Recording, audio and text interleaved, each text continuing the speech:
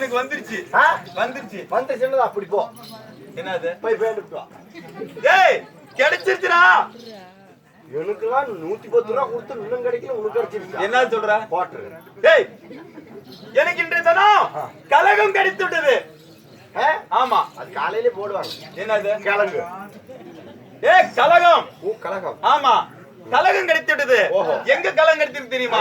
தேவலோகத்தை ஆண்டு வரக்கூடிய தேவேந்திர மன்னன் இன்றைய தினம் தேவர் சபை கூட்டுறாரு. தேவர் சபை கூட்டுறாரு. ஆமா. அதனால நீங்க எங்க போகணும்? நான் தேவலோகம் போகணும். ஆகட்டும். தேவலோகத்துல போய் வைக்கிறேன். என்னடா? சாலையா? ஏய் அங்கதான் என் கலகமே கிடைக்குது. சுவாமி சாமி எங்க செல்ல வேண்டும்? சாமி தேவலோகம் போக வேணும். சாமி ஏப்பா கீழே கோமையில கலந்துட்டாங்க சாமி. இது கும்பி பாகம் சாமி. ஓய் ஏய் இப்ப நான் எங்க போகணும்? இப்ப நேரா தேவலோகம் போகணும். தேவலோகம் போகணும். போலாமா? பால் வாங்க.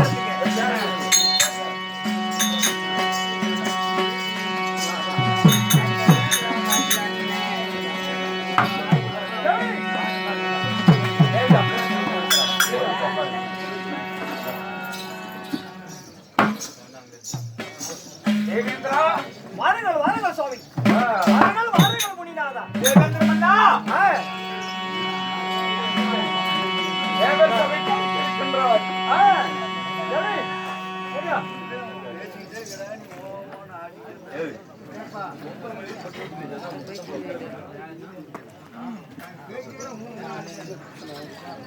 ஆனந்த மகாமுனிவரே. தேவேந்திர மன்னா அமருங்கள் அமருங்கள். இந்த தேவாதி தேவர்கள் முனிவர் அனைவரும் வந்து கொண்டே இருக்கிறார்கள். அமருங்கள் சுவாமி. இந்திராணி ஐயா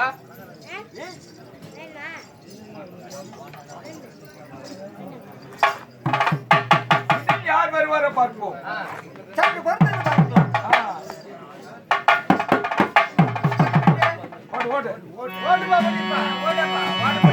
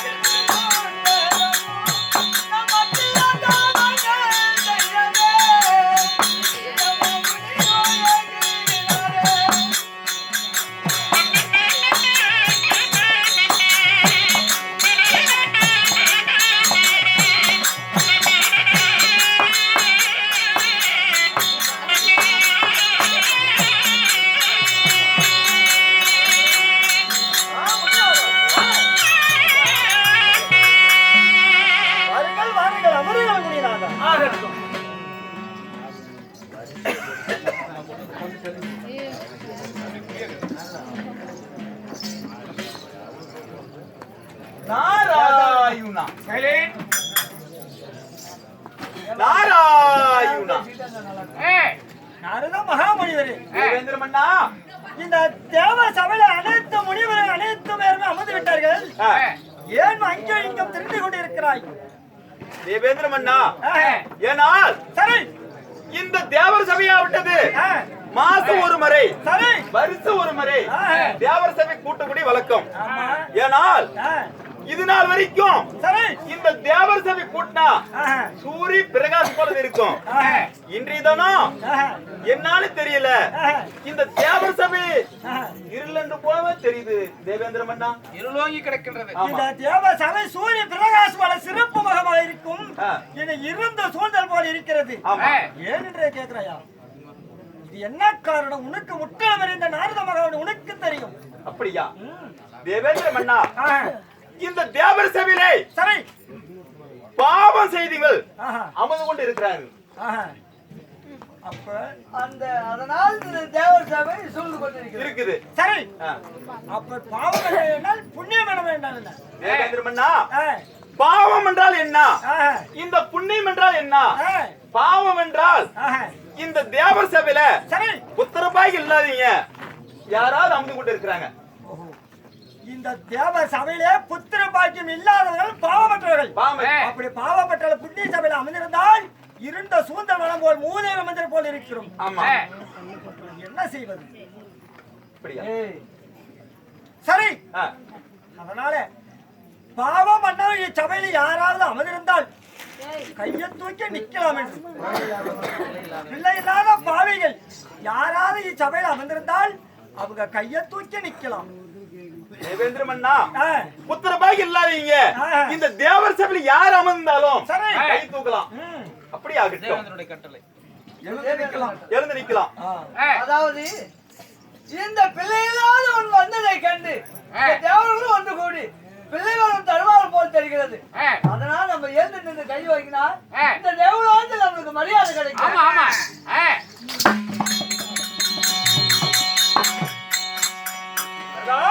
தேவேந்திர மன்னா, இப்பேற்பட்ட முடிவு இந்த தேவ சர்வையை நம்ம கடல் செய்து விட்டார்.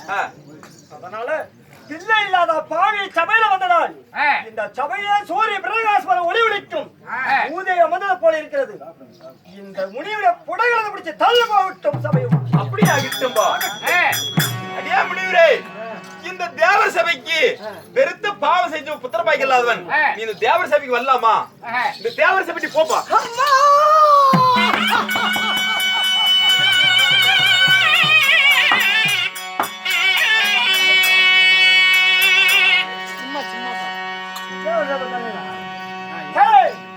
யுத்தோட இந்த தேவ சபை கலைக்கப்பட்டது.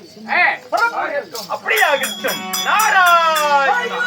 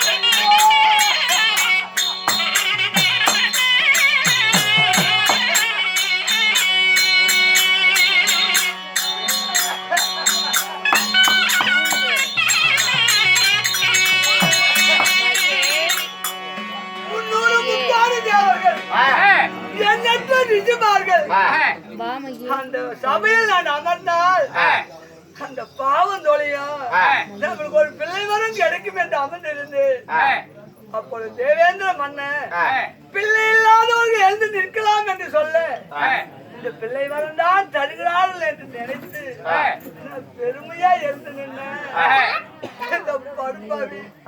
பிள்ளை இல்லாதவன் இந்த புண்ணியலோகத்துக்கு வரக்கூடாது என்று நானும் நினைப்பு என்னை பிடித்து தள்ளிவிட்டார்களே. ஐயோ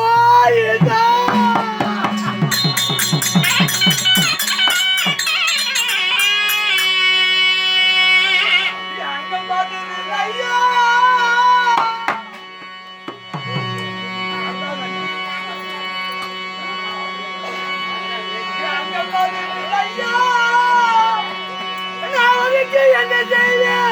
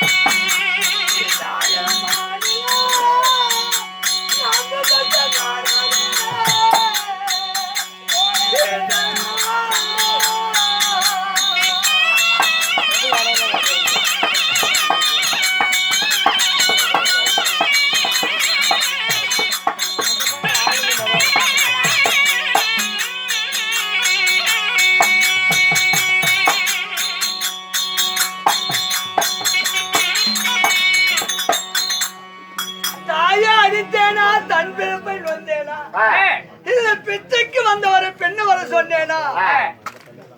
நான் என்ன பாவம் செய்தேன்? தாய்ப்பால் கேட்டவருக்கு நான் தண்ணி பால் கொடுத்தேனா? என்ன பாவம் செய்தேன்? வயலத்தில் யாரும் செய்யாத தவறு நான் என்ன செய்திருப்பேன்? 1000 ஆண்டுல நான் பட்ட மானானே, 3000 ஆண்டுல நான் முந்தி வர மானானே. இப்படி தேவ சபையில் என்னை தள்ளி விட்டார்களே, அந்த ஈசனடி பாதம் நான் போய் சேர வேண்டும். இனிமேல் நான் வாழ்ந்து என்ன பலம்? நான் செத்துட்டா என் பிள்ளை வந்து யார் என்று கேட்குமா? இதை யார் என்று பார்ப்பார்களா? அனாதி போலத்தை யாரும் பார்ப்பார் இல்ல. அதனால் அந்த சிவனே கதி என்று அந்த சிவன் பாயத்தில் விழுந்து என் உயிரை விட போகிறேன். இருந்தாலும் என் மனைவியை பார்த்து அவளிடம் ஒரு வார்த்தை சொல்லிவிட்டு அந்த சிவனடி நான் சேர போகிறேன்.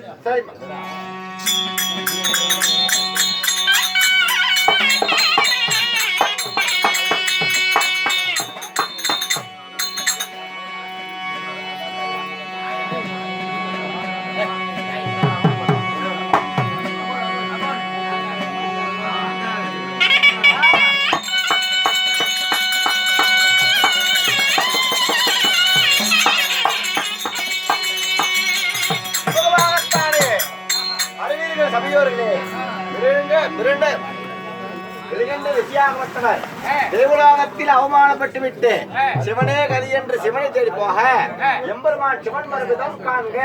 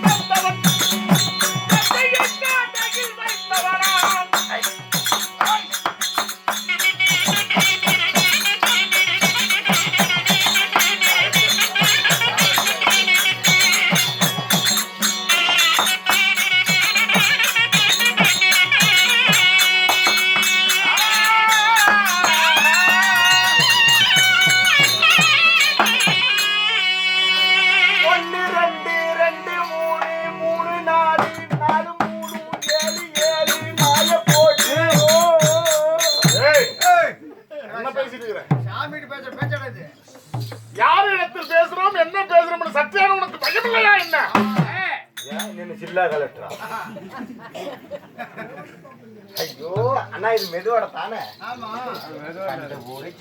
கண்டுபிடிச்சேன் இப்போ ஒரு பாயிண்ட் காலி பண்ணுதாரு சீராக வந்திருக்கும் மாபெரும் மன்னிச்சபை மாபெரும் மன்னிச்சபை சீராக வந்திருக்கும் மாபெரும் மன்னிச்சபை மாட்சிமை தாங்கிய பெரியவர்களும் பேர் மதிப்பிற்குரிய தாய்மார்களும் அமர்ந்திருக்கக்கூடிய இந்த ராஜசபைக்கு நமது கலைக்கல்வின் சார்பாக புத்தான முதல் கண் வணக்கத்தை தெரிவித்துக் கொள்ளலாம்.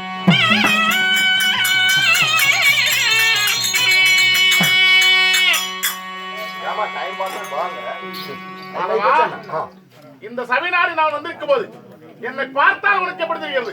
ஏங்க ஏன்னா இவர்தான் அவரு எவரு மலையா போய் கரண்டா போய் பாம்பு பிடிக்கிற பாம்பாண்டி பார்த்தால் பாம்பாண்டி போல தெரியுதா? இன்னொன்னு சொல்லுவேன் வேணாம் இன்னைக்கு வேணாம் இன்னைக்கு கெட்டவாரம் பேசக்கூடாது. இருந்தாலும் இந்த சபைநாடு வந்திருக்கும் போது ஏங்க பேசாதீங்க. ஐயோ போண்டா சண்டை பண்ணாம சாப்பிடுங்க. நான் யார் தெரியுமா? இது என்ன சாமி? எது கையில அங்க பாத்து என்ன கையில இருக்கா? இதுதான்டா திரிசூல் ஆயுதம். இதா தொடக்கூடாது. ஏன் நீ மாமிச திங்கிறவன், நான் மாமிச திங்கிறவன், நீ கறி திங்கிறவன். பார்த்தா கறி திங்கிற மாதிரியே தெரியுது. தொடக்கூடாது. நான் கறி திங்க மாட்டேங்க, குழம்பு வேணா தம்பி. இது வந்து இப்படி குத்துனா துஷ்ட செத்துன்னு செத்து போயிடும். செத்து போயிருண்டா, திரிசூலாயுதுண்டா. அது இல்ல, இது என்ன தெரியுமா? இதான் இப்படி டிச்சு அடிச்சுக்கிச்சு அப்படி மாட்டிடும். மாட்டிட்டு என்று திருட்டு போகலாம். டேய், இது துஷ்டர்களை வதமடிக்கக்கூடிய திரிசூலா. இது குத்துன சொருவுனா உள்ள போயிடும். சொருவு நீ எந்த ஒரு தப்பு பண்ணலையே. ஏதோ ஒரு தப்பு பண்ற சொருவத்தான் உன்னால முடியாது. ஏன் சொருவுனா அது உடஞ்சு போயிடும். அவமானம் செய்கின்றான் என்னை. வருதுரா கோபம். போண்டா தின்னா புளுத்துமா? நீயே சொல்லு. ஏய் போண்டா ஒரு போண்டா கண்ணுல காட்டுறீங்களா? அண்ணா கடைக்காரனே, ஓய் பச்சி போடு. போண்டா வேணாம். நீ வியாபாரம் பண்ணிட்டு இருக்க. ஆமா, நாங்க சாப்பிடறோம். இன்னும் கேட்டு கொடுப்பது மனித குடும்பம், கேட்காமல் கொடுப்பது தெய்வத்தின் குடும்பம். தெய்வீக குணமா? கல்லா நினைச்சா கல்லுதான். கல்லுதான். அந்த கல்லையே கடவுள்னு நினைச்சா கடவுள் தான். கடவுள் தான். அப்படியாப்பட்ட எனக்காக வேண்டி, கடவுளுக்காக வேண்டி ஐயாவாகிய செம்புலிங்கம் ஐயா அவர்கள். சிவம்பேரு. ஆமா, எப்படி? செம்புலிங்கம். ஆமா. அதாவது கோடி ரூபாய் பணம் வீட்டுல பொட்டி பொட்டியா வச்சிருந்தாலும் அது வந்து பேர் சொல்லுமா? சொல்லாது. அப்படியாப்பட்ட இன்னும் செம்புலிங்கம் ஐயா அவர்கள் அவர் சொத்துல இருந்து நமக்காக 20 ரூபாய் வாரி வழங்கியுள்ளார். இந்த 20 ரூபாய் அவர் பேர் சொல்லுது. அவர் 20 ரூபாய் எதுக்கு கொடுக்கிறார்? எதுக்கு கொடுக்கிறார்? எனக்கு 20 ரூபாய் கொடுத்தார். எதுக்கு அந்த 20 ரூபாய் எதுக்கு? எதுக்கு? கோமாளி, விடி இப்படி அடி வாங்கி பொழைக்காதடா. இந்த உசுறு வசிக்கிட்டு நீ இருக்காதடா. இருக்காத. நான் 20 ரூபாய் தரேன்டா. நீ ஈஸ்வர வேசக்காரன் மருந்து குடிச்சு இப்படி சாவுங்கடா அப்படின்னு ஆளுக்கு 20 ரூபாய் தந்திருக்கிறார். அவர் வருகாணி கொடுக்க மருதானை மலைப்போல் வளர்ந்து நோயற்ற வாழ்வு குறையில்லா செல்வத்தோடு இந்த ஈஸ்வரன் சன்னதி எப்படி மேலும் ஓங்கி வளருதோ அதை போல் நோய் நொடி இல்லாமல் பல்லாண்டு பலகோடி 100 ஆண்டு வாழ வேண்டும். அம்போது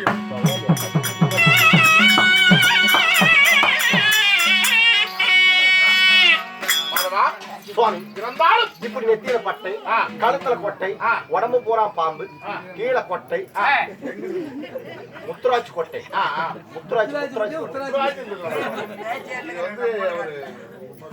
ருத்ராட்சி கொட்டை. நீங்க யாரு? நான் யார்? உங்க பேர் என்ன? உங்க விருத்தாந்தரம் என்ன? சொல்கிறேன்.